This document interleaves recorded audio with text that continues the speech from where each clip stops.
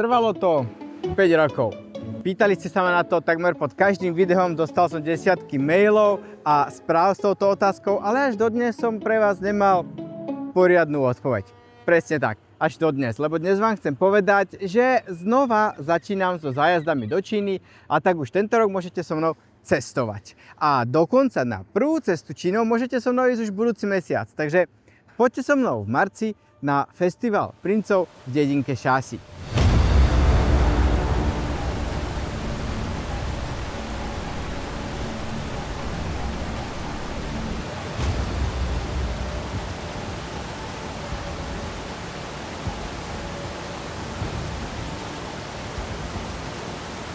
Vítajte na jednej z najkrajších prechádzok, aké v Číne sú. Súťažské skáčuceho tigra. Je tu nádherne.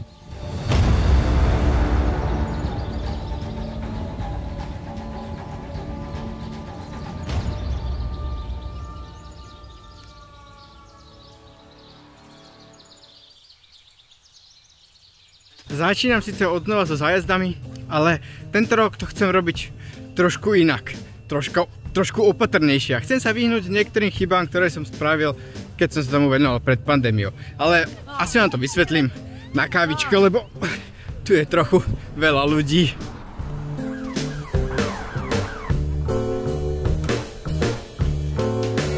A inak, keď sa zamýšľate, prečo som taký naobliekaný, keď je také krásne slniečko, posledné dni bola fakt zima. Strašne vlhko, tak škaredo a myslel som si, že bude aj dnes. A keďže idem ďaleko od domu, tak som sa dobre obliekol, lebo som bol trošku aj nachladnutý a vlastne týždeň som bol úplne chorý. Nečakal som, že dneska bude takto krásne. Zima už nie je. Takže asi aj ten zájazd, čo bude v marci, bude v takomto krásnom počasí, dúfam. Ale furt predbieham, poďme na tú kávu. Tuto je taká kaviareň pri riečke s výhľadmi na mrakodrapy za mnou, tak ešte som tu nikdy nebol, ale kúpim si tu asi kavičku a tu máme pekný výhľad, tak sa tu porozprávame. Sadneme si sem.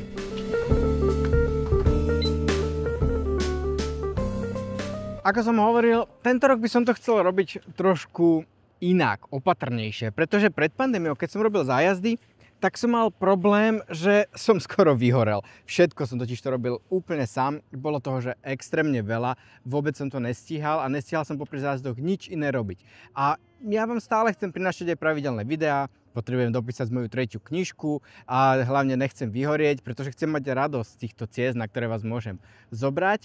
A preto som sa tentokrát rozhodol nerobiť všetko sám a spojiť sily so partnermi na Slovensku. Podrobnosti vám ešte nebudem úplne hovoriť, lebo všetko je tak trošku v jednaní, ale to, čo vám môžem povedať, je, že budem mať naozaj unikátne zájazdy po Číne, ktoré budem sám vymýšľať. Budú to neuveriteľné miesta. Mnohé z nich budem aj osobne sprevádzať. Na druhej strane také tie klasickejšie spoznávačky, ako napríklad do zakázaného mesta a teta choď preč, alebo na terakotovú armádu, možno nie vždy budem sprevádzať ja, pretože popravde ja už som bol v zakázanom meste asi 30 krát a už ho ani nemôžem vidieť. Na druhej strane medzi tými mojimi cestami budú aj také cestovateľské chuťovky, ktoré by pravdepodobne iný sprievodca len tak nezvládol. A potom bude ešte niečo medzi tým, kde bude cesta na také tie slávnejšie, klasickejšie, tradičnejšie turistické miesta, kde to zvládne aj iný sprievodca. A potom napríklad v polovici zájazdu ja sa pridám a odsprevádzam tú časť, ktorá je taká palová špecialitka, nazvime to.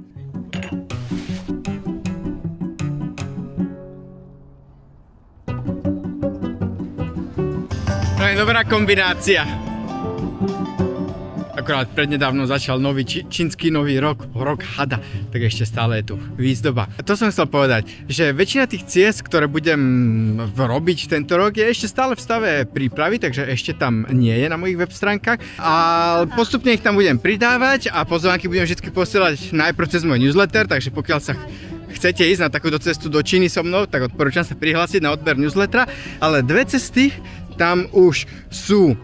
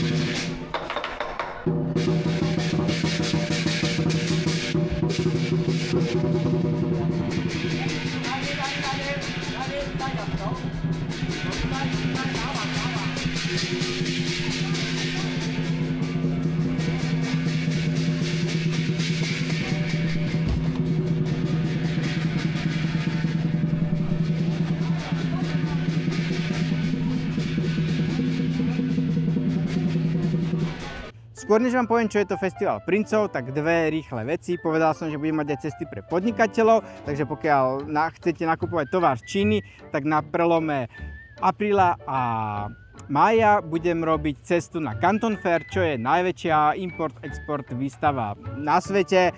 Koná sa v 3 turnusoch, každý turnus je zameraný na iné produktové portfólio, takže aj ja budem mať cesty v 3 turnusoch, môžete sa prihlásiť, pokiaľ bude záujem, zopakujem to aj na jeseň. A druhá vec, pýtali ste sa ma, čo je s našim domčekom v Šaši, no už momentálne je prázdny. A tak sme sa z Leo dohodli, že vám ho ponúkneme. A pokiaľ hľadáte teda miesto, kde chcete vytvoriť svoje vaše ďalšie veľdielo, možno v Šaši, krásne sa tam býva a dáme vám celý domček k dispozícii za mesačný nájom. Prečo mesačný? No už pretože Slováci nepotrebujú do Číny víza na mesiac, na 30 dní, takže to je naozaj úplne ideálne. Príďte pracovať do Šaši. Všetko nájdete na mojich web stránkach cestyčino.sk a teraz, čo je to ten festival princov? Toto sú mladí princovia a dnes ich čaká cesta, na ktorej sa stanú Budhom. V 5. storočí pred našim letopočtom sa indický princ stretol s utrpením. Aby mu porozumel, rozhodol sa vydať na duchovnú cestu. Po rokoch meditácií a samoty pochopil cyklus života, smrti a znovuzrodení. Spoznal 4 vznešené pravdy. Sme na juhu Číny, kde ľudia práve dnes oslavujú túto premenu. Preto sa na námestí zhromaždili deti preoblečené za princov a čoskoro sa vyberú na pochod k chrámu, kde dosiahnu osvietenie. A my pôjdeme s nimi, pretože sa vydávame na cestu k pochopeniu princípu buddhizmu. Toto za mnou je Hello, chrám Boha mesta. A dneska je v dedinke, kde bývame, výnimočný sviatok, ktorý sa volá že Vítanie princa. A je to buddhistický sviatok. A keď počujete ten hluk, tak to už akurát začína. Za mnou prebieha náboženský ceremoniál a miestni dedinčania prichádzajú tu na túto hlavnú plochu a zapálujú paličky na rôznych oltároch, zapálujú aj sviečky. Je to tu živé, je teraz 7:30 ráno, stále viac spievajú, klaňajú sa, už aj ľudia z chrámu vychádzajú a klaňajú sa von a už aj prichádza dosť veľa turistov, stále viac a viac, ktorí tu behajú so svojimi telefónikmi, ale zase vychádza takéto krásne slniečko, takže začína to byť naozaj také pekné, živé. Je to zážitok. Pred každým tým oltárom, ktorý tu je vždycky obeta, veľká obeta, čo sa týka jedla. Je tam ryža, sú tam tie knedličky, sú tam kukuričné čipsy, potom samozrejme ovocie, pálenka, čaj. Tu akorát miestne dávajú úplne nové obety. Tie sochy princa buddhistického, čiže vlastne Budhu, tie práve ešte doozdobujú, lebo len začíname.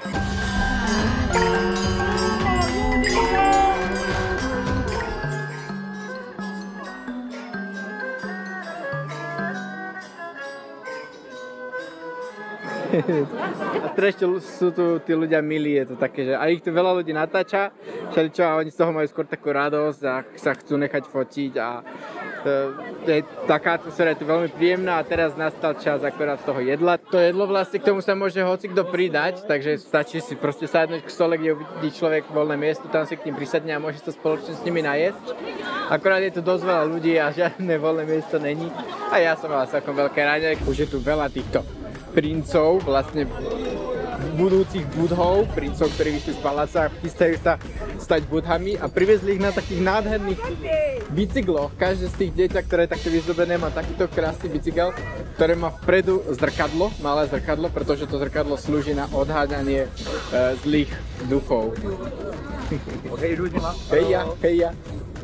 Sú skoro všetci oblečení, posledné úpravy robia, deti už sú všetky tu na svojich bicykloch, občas aj elektrickej motorke, ktorá je spravená na voz. Popravde ani tento sviatok premeny Budhu nie je niečo, čo by sa oslavovalo po celej Číne. Títo ľudia tiež nie sú etnickí Číňania, ale silne veriaca národnostná menšina Pai. No na tomto mieste je zmes buddhizmus s tradičným čínskym folklórom oveľa viditeľnejšia. Okrem ľudových krojov tu majú ľudia oblečené napríklad aj kostýmy generálov z čínskeho divadla, ktorí odháňajú zlých duchov, a za rovnakým účelom sa strieľajú aj hlučné petardy. Som sa odpojil od toho sprievodu, lebo tam bolo tam strašne veľa ľudí. Išiel tak pomaly, hádzali tam petardy a pri každom dome sa vlastne zastavali. Každý dom, čo hodil petardy, tak sa tam celý sprievod zastavil, uklonil sa a oni hádzali na princa ryžu pre šťastie. A povedal som si, že to dosť potrvá, kým sa sprievod dostane až sem na námestie, že skúsim. Som si myslel, že ich prekabátim a že to pôjdem obklukou sem na námestie a tu ich počkám. No to som ich teda neprekabátil, lebo tu je ľudí, to je horšie. Viac ľudí než v tom sprievode, úplne neuveriteľné množstvo. Mesto je tu úplne že plné, že nechápem, kde sa tu vzalo, teda mesto, dedinka, kde sa tu vzalo tak strašne veľa ľudí, ale väčšinou sú to aj turisti zvonku, ale strašne veľa domácich z okolitých dedín. Už počujem petardy, to znamená, že už prichádzajú. Tieto slávnosti, ako aj samotný buddhizmus, môžu pôsobiť veľmi exoticky. Ale buddhistické pravdy o tom, ako žiť, aj nám, Európanom, znejú veľmi podobne. Nezabijem, nepokradnem, nezosmilním. Živím sa čestne a chovám súcit voči sebe i ostatným. Neklamem, neohováram a nenadávam. Prežívam každý okamih, rozvíjam schopnosť sústredenia sa prostredníctvom meditácie a chápem, že zmysel života nie je stály, no neustále sa mení.